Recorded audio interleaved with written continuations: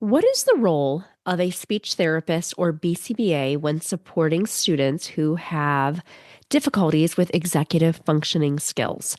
We are getting into that topic today. I had a delightful conversation with Stephanie Howard, who is a BCBA and wife and mother to a neurodiverse son. She is a wealth of information and she's been in the field of ABA for 15 years. She does a wonderful job today talking all about what is executive functions. What does that mean? So, in this episode, you'll get a working definition, a reminder of executive functions. We also talk about assessments.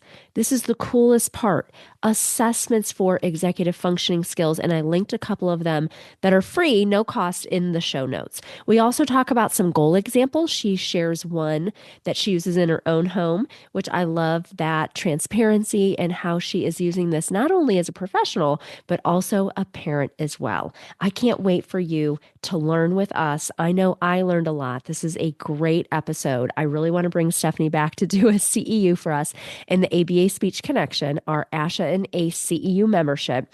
In the show notes, I also have a link so you can join us in the ABA Speech Connection. Every single month, we do a new live talk, and we also have a CEU library of over 35 hours of courses that have been perfectly curated for you. Let's get into this conversation with Stephanie Howard. I'm Rose Griffin, a speech therapist, board-certified behavior analyst, and founder of ABA Speech. It wasn't all that long ago that I felt overwhelmed by providing therapy for my autistic students and any students who were not yet speaking. Fast forward through many doubts, tears, research, and courses, and you will see the framework that I use today and share with over 60,000 readers weekly. One that will help you support your students and feel more confident in the process.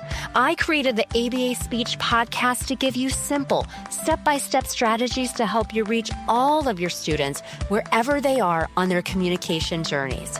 If you're a speech therapist, BCBA, RBT student, or parent who's looking to help all students develop a way to communicate with the world, you are in the right place, friend. Let's get started.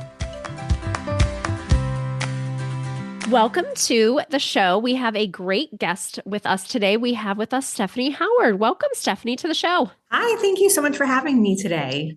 I'm excited because we are going to talk about executive functioning skills, and we have not talked about this topic in a really long time. I was telling her that in season 1, we had Sarah Ward on, who's a speech therapist, who's magnificent and talks about executive functioning. And I actually got to hear her. We brought her into Ohio for this really cool conference. She was the keynote, and I got to introduce her. That was really fun. It's fun to meet people in real life that you've had on your podcast because you know how conferences are, even if you're at the same conference, to be able to connect, depending on how big that conference is, it's hard, right? It is very difficult. It is really hard. So, my son was diagnosed as having ADHD in this past fall. I haven't talked about it a ton. It's not a secret, but I've been doing my own research on just executive functioning skills, ADHD. And it's interesting because speech therapists don't always support and serve students with ADHD. It's not always just part of what I really never learned about ADHD as a speech therapist, to be completely honest, until we got that diagnosis.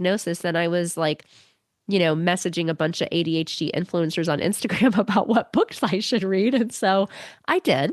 And I feel very empowered, but I think it's something that we just don't talk about enough. So thank you for coming on to the show and talking about it. Did you want to share something about Of course. Yes. Thank you for having me. Yes, absolutely. And you have somebody in your family that has ADHD. Is that how you got into researching executive functioning? Yes. So my son was diagnosed when he was 5 years old. I knew when he was 2.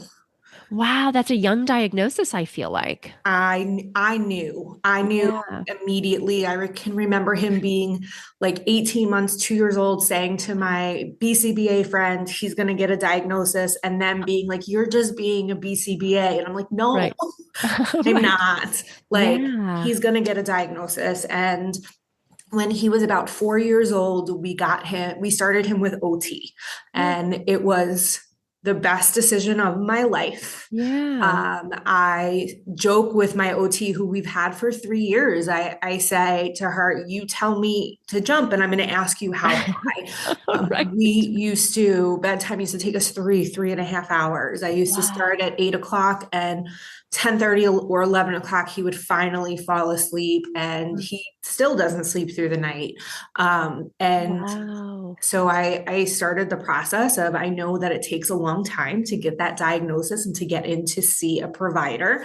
Yeah. Um, so right before he turned 5, he got his assessment done, and Yeah. she didn't officially diagnose him until the day after his 5th birthday. Okay. But what really made me go down the rabbit hole was he has a high IQ.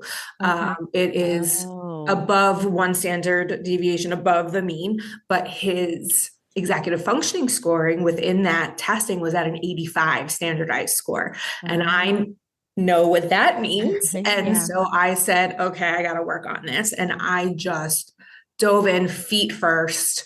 It has completely changed the way I practice Yeah. because now I understand a little bit more about the brain and a little bit more about those deficits. And I say a little bit because we never stop learning. We never should stop learning. And so I do a lot of programming for executive functioning now.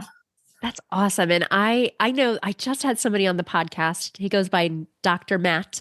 He is a PhD and he has ADHD and he wrote a book. I believe it's called the Neurodiversity Playbook. And he talks about twice exceptional learners, which that's what your son would be considered, right? With the Yes. gifted and the okay. And I feel like my whole background is like really helping kids who are emerging communicators. So for me to like learn all these new things is great because now when I'm in classes, I still work 2 days a week clinically in my kids' own school, which has been really nice, especially with getting that diagnosis. My son needed some support this year. It's nice to be there and working with everybody. But I go into classrooms now or just see kids and I'm like, I bet that kid has ADHD because once you really dive into what the characteristics are, or ADHD or ADD, you see it and it's like it affects Yes. so many people, right? You just don't even realize it when it's not part of your lived experience or your family's. You just don't realize it. Well, even myself, the more I see him and the more I see what he struggles with, the more I look at myself Right. and the more I see what I struggle with and what Right. executive functionings for me I overcompensate for. Yeah. It's been a very eye-opening experience. Yeah, it's a journey. So, for those of us that might be new to that term, executive functions, can you kind of just give us a working definition of what that means? Sure. Executive functioning, it's a set of skills and they contribute to a structured, meaningful, productive thought process. And so your brain relies on these skills to organize, prioritize, and rationalize your thinking. Wow. So, like fundamentally, it is restricting your body from acting without thinking. Oh, And if wow. we break it down into even further from an ABA perspective, it's really managing your own behavior. Yeah, self-monitoring. There's so much that goes into that because I think that's what a lot of kids struggle with. And then they get brought up to, like, I'll see people, I spend too much time on social media. I don't need to. I have people that help me with it. And I'm on a social media behavior plan. I actually have a Google sheet and I swear I log how much time I'm on Instagram every week. I'm trying to reduce it by 50% of the baseline. You know what I'm saying? Like any Yes. good BCBA would. But people will say things like, oh, this kid has all these behaviors or they're not attending. And I just want to know, like, do they have ADHD? Like, has anybody thought about that? Because that really, ADHD can manifest itself in so many ways. Like you said, like social emotional learning. Kids could have problems with problem behavior. They can have problems with attention. There's so many different things that can be affected. And I think it manifests itself in different ways. And I know as a BCBA part of my coursework, I mean, I never really learned anything about ADHD. Did you? Nope. I know. Okay. I wanted to make sure I Not a wasn't alone. thing. Okay. I went to a great program, but I didn't learn about ADHD. So I think this is such a needed topic. So, what assessments can we use for executive functioning skills? Are there assessments out there that we can utilize to help us know? Like, we know some kids are really struggling with these things, and really, more from the BCBA part of my life, I think we could support learners like this. I feel like not as many kids who have ADHD may need speech, but definitely BCBA services. 100%. So we don't have any ABA, and maybe we do, and I just don't know about them. I should Right, start with that. right, yeah. So if you, and I can link these or you can Yeah. link them, I'll send you all of them. So I primarily use four.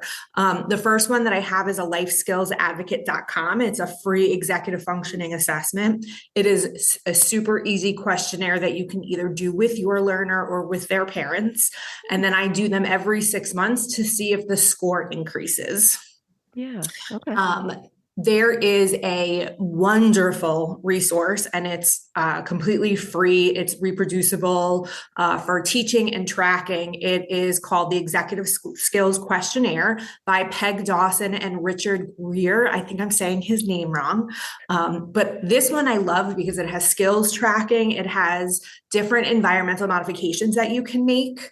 It has different teaching strategies for whatever that skill or skill deficit might be. And then it comes with statements and questions and prompts that you can use when you're working through whatever that issue is with that learner. Oh, yes. I read a book by her. I It, tried to get that lady on my podcast, but I think she's retired now. So, keep trying, yeah, keep going. it's good information, though. I know I read something. I don't know if I saw that or a book or something, but I was like, oh my gosh, yes, this is great. This It is good is like a information. 49-page Oh my God. resource that is just Yeah, amazing. that's awesome. Yeah. The brief too is also something that you could do for an assessment for executive functioning skills. And then I stumbled upon this last one and did it on myself. It's the Okay. Novo Psych. This is for people ages 14 and up, but you really get to, it's all done online and then it'll score it for you. It'll tell you where you are struggling the most and where you are not struggling the least. Oh, And that one's been really cool because I started thinking that maybe I have ADHD, and then I did that and I said, you probably have yeah. ADHD. Okay, interesting. Okay, so I think a little something for everybody in a lot of those resources. Yeah, we'll make sure to link some of those in the show notes. So thanks for sharing that because I think Of that's the course. thing is that you're like, okay, I know this is an issue, right? Like the kids getting sent down to the office or they have to work with a guidance counselor or they're getting brought up to the behavior committee in the building because people, it's like a mystery, right? Executive functioning skills. Like, what do we do here? If there's no assessment, we don't know how to plan for it. And then whose responsibility is to help support it? If the kid's on a 504, that's great, but it's And hard. even I think that a lot of these kids, so you can have executive dysfunction if you have autism, if you have ADHD, trauma, Right. we'll Yeah. we'll do that. Yeah. But just speaking from an ADHD standpoint, I think a lot of people think that ADHD is really just a behavior disorder, and it's not. The Oh, behavior disorder happens when you don't know how to treat the ADHD because it's different than any type of discipline. It's different teaching. hmm. It's different the way that I treat discipline my son with ADHD and the way I would discipline a child without ADHD are completely separate. And so I Yeah. think because a lot of people don't know what ADHD really is and what it means and how to best teach and help these kids, you Yes. end up with needing the behavior team Right. because at that point, you've Right. done everything potentially not the right way. And now Yeah. somebody needs to step in and we kind of need to retrain. Oh yeah, and I mean I feel like for kids, I mean school can feel like a war zone if you don't have the right support. And the reason that my son got diagnosed is we just always thought something was going on there. We weren't sure exactly, and we just did the Vanderbilt screeners, which is like through our pediatrician, and Mhm. that's how it all kind of came about. But I can see how this manifests itself. Like if a parent isn't really thinking that this is happening with the child or doesn't know, and then the child isn't getting the right supports in school, like you said, it's almost like going to school is like a war zone for kids with ADHD, right? And Mhm. there's so many kids that have it, and I'm just like, we need to talk about this more. So thanks for coming on, Of Stephanie. course. This is a good conversation. So what do you think could be some goal examples for executive functioning? I know that's kind of broad, but I think for BCBAs that are listening to this or and they're thinking like, oh, this kid has this. And even as a speech language pathologist, I remember some kids I worked with in middle school who also had support from a special education teacher, like a resource teacher. Like these are Mhm. kids that are going into general education classes, but they have a resource period and they have an intervention specialist that's helping to support their academic curriculum. I remember when I had Sarah Ward on, I had a student and she helped me come up with this really great. I mean, I didn't say, "Hey, Sarah, can you help me with this goal?" But as we were having a conversation, it was all about this visual planning, like the steps that need to take Yes. place to get to the end goal and how do we visualize it.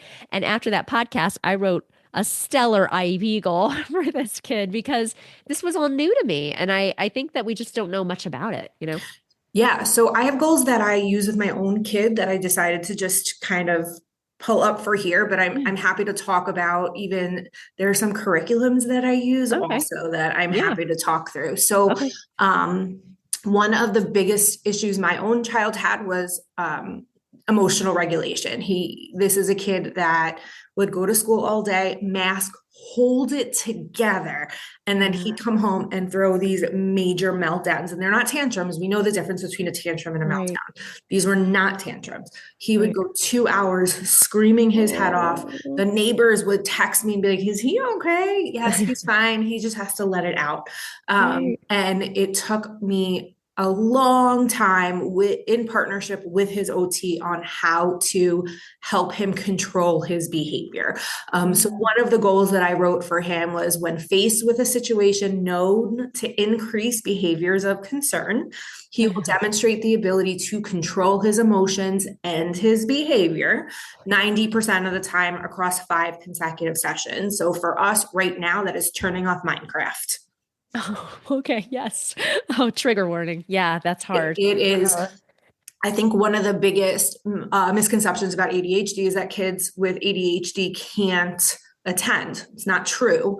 They right. can't regulate their attending. And so Yeah. he could play video games for 8 hours, as I know a bunch of kids can. I know that's not an ADHD thing. But the second I say to him, it's time to close the computer because we have to do literally anything else, is a huge meltdown. So we Yeah. do timers and countdowns and take deep Right. breaths before we shut that computer off. And we're Yeah. working through that right now. Yeah. Yeah. I mean, and that's a great life skill, right? Because if it's today, it's Minecraft, but in 5 years, it's going to be something different. So you're Yes. teaching him the skills to deal with those things and to just know yourself. Like, this is a trigger for me. And, like I always feel bad about back in the day. I don't know if you remember that intervention that's like, what's the size of the problem? I hate You have, and I used to do this. Now, I did put my compassionate spin on it because, it. but what I realize now in hindsight is that I may perceive your problem as a 1, but you're reacting like a 5 because I have a neurotypical brain and it doesn't phase me, whatever it is, right? But we're not inside the kid's brain. So what's perceived as a 5 or whatever that scale was, I'm not saying that's the worst thing in the world, but I'm just saying like we need to think compassionately about some of these interventions because it's the kid's perception of the And problem, my right? son has called me out on that. And he is the reason I don't use this is because I Right. said to him that, that's a 3. Like your Right. reaction is a 3, but this problem is a 1. And he'll look at me and he'll be like, but it's a 3 to me. And the one time he said that, or he only had to tell me once, I was Yeah. like, Yep. got it. And you have the language to tell me that. And so when I look at my Yes. other kids who don't have the language to tell me that, I learned a lot that day. Yes, right. Yes, I know. I should make it. That's a good Instagram post. I should make that because some of those, I think, when we know better, we do better, and so I think Yes. having these dialogues and kind of analyzing the treatments that we use is really important. Okay, so that's cool. So did you say there you have some? That's thank you for sharing that very specific goal. So, are there curriculums out there that you like? Like we have an autism IEP goal bank. We'll link it in the show notes. It has almost 500 goals, and one of them is a whole section on executive functioning. But are there other curriculums that you like to use that people might just hear about and can Google? So I really like flexible and focused. Okay, I haven't heard of that. Okay. It is ABA based, but they are working through all of these executive functioning or dysfunctioning. I also really like that when I'm working with parents to help break down some of these dysfunctions and what they can do to help their learners. I have also used the ropes curriculum, which is also for executive functioning. Okay. One of the things that I tend to do is I will usually I'll test them on one of these assessments, and then I'll write a goal that says like Wesley will increase his score by 5 points. And then Yeah. I like to use games to teach executive functioning. I Yeah. have an executive functioning workbook that Oh, has so many cool games to work on different things like impulse control. We'll read a book, yeah. but they're not allowed to say a certain word that shows up a lot in the book because you want to do it. Right. But if the rule of the game is that you can't, they have to control that impulse. Or I have learners who love to talk about specific things. Let's say cars are one of them. You could talk about cars, but you're not allowed to name any cars in that Yeah. conversation. And so we're working on executive functioning in a fun way. Yeah, I like that. Kind of like gamification. We're going to have a Yes. CEU and our membership, the ABA Speech Connection, about gamification. And I think that I always say my tagline is sometimes on the podcast is let's make it fun and functional, because it is functional, right? The whole skill, understanding why you're utilizing that, but to make it fun. And I can imagine that kids would think that is a challenge to do some of those things. Especially kids with ADHD, you have to gamify everything. It's the only way to get anything done. Right. You cannot sit these kids down and think that you're going to do some sort of a trial at the table. I promise you it's not going to work.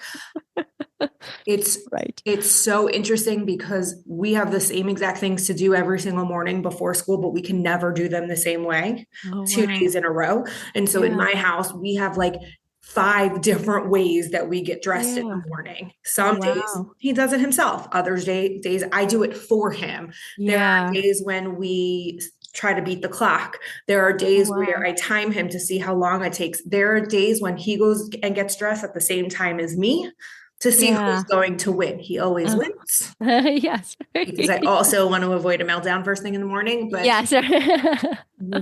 in my house, and I have found with my kids that have ADHD, I have to gamify everything. It's the only way to get through things because they Yeah. get bored so Right. fast. Right. And that Yes. boredom leads to problem behavior.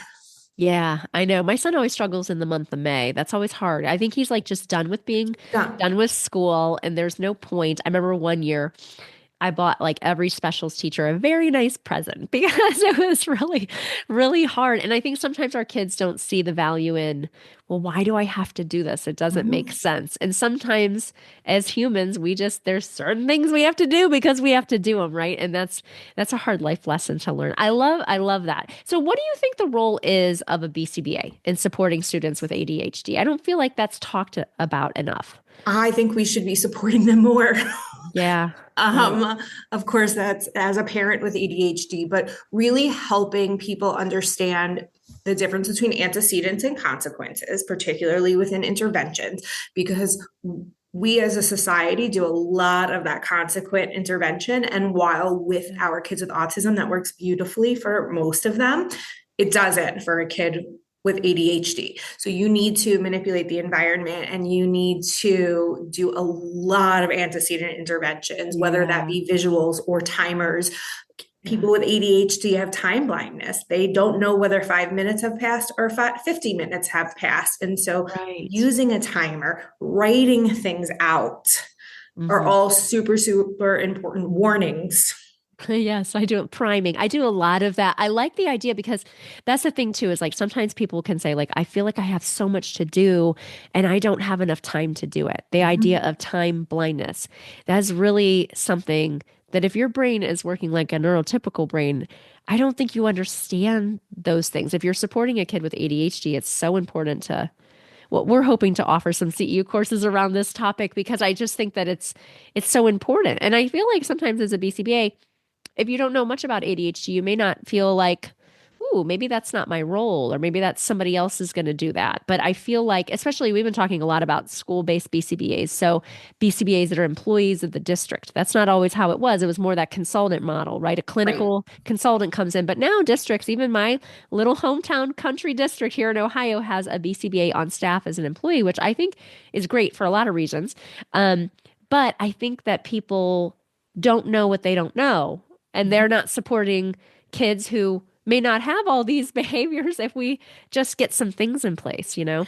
Yeah, even, prompting, priming, task lists, doing a task analysis and teaching kids and adults, how do you break down this task even further? Yeah. Reinforcement systems are huge, but you have to Yeah. be careful because they don't care about consequences. I mean, my son Right. could care less about a consequence. Right.